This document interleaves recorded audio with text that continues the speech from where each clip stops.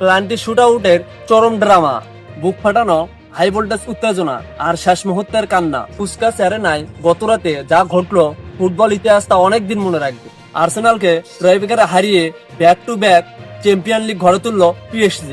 আর্সেনালের ইউরোপীয় ট্রফি জয়ের স্বপ্ন ভাঙলো পিএসজি। আজকের ভিডিওতে আমরা কথা বলবো কালকে রাতের ম্যাচের অ্যানালাইসিস এবং কোন প্লেয়ার কেমন খেলেছেন সেই সম্পর্কে। তো ভিডিওটি স্কিপ না করে শেষ পর্যন্ত দেখতে থাকুন।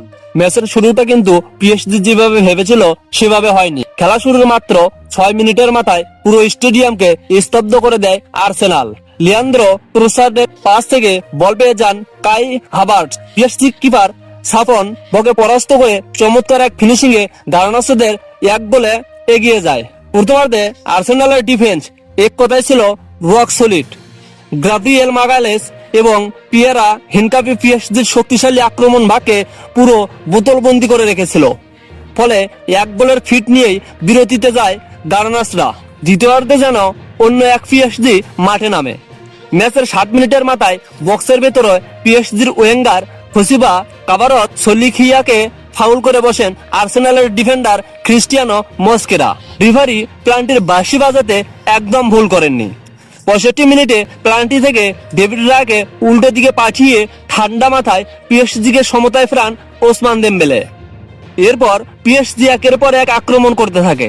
কাবার সলিখিয়ার একটি শট পোস্টে লেগে ফিরে আসলে ম্যাচ 1-1 গোলেই অতিরিক্ত সময় গড়ায়। এবার আসা যাক কোন প্লেয়ার কেমন খেলেছেন। ভিতিনহা মাঝমাঠের আসল প্রাণ ছিলেন তিনি। নিখুঁত পাসিং আর গেম কন্ট্রোল করে ম্যাচ সেরা ম্যান অব দা হয়েছেন ওসমান দেমবেলে। পুরো ম্যাচে আর্সেনালের ডিফেন্ডার তাকে আটকে রাখলেও প্লান্টির সেই প্রেসার মোমেন্টে তিনি ছিলেন দুর্দান্ত। কাই হাভার্টস ম্যাচের শুরুতে গোল করে লাইমলাইটে এলো সময় বাড়ার সাথে সাথে তিনি তার ধারা হারিয়ে ফেলেন। লুকাস বেরেল্লো পিএসজি অতিরিক্ত সময়ে বেঞ্চে থেকে এসে শুধু ডিফেন্ডার সামলায়নি, ম্যাচের উইনিং প্ল্যানটিও এসেছে তার পা থেকে।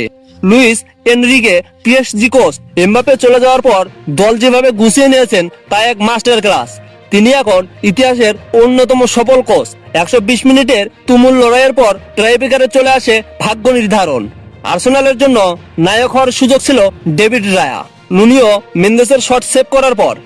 কিন্তু আর্সেনালের পক্ষে এবার খলনায়ক বনে গেলেন এভারেসি এজ এবং ডিফেন্ডার গ্যাব্রিয়েল।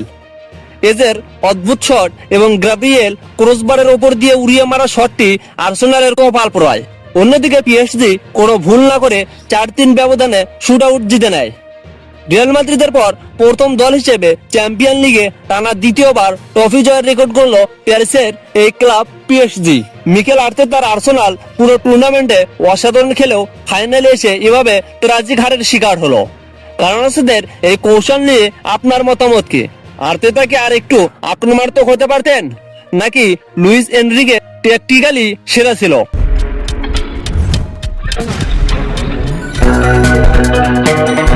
ভিডিওটি ভালো লাগলে লাইক করুন। চ্যানেলে নতুন হলে অবশ্যই চ্যানেলটি সাবস্ক্রাইব করে আমাদের সাথেই থাকুন। দেখা হবে পরের কোনো নতুন ভিডিওতে। ধন্যবাদ।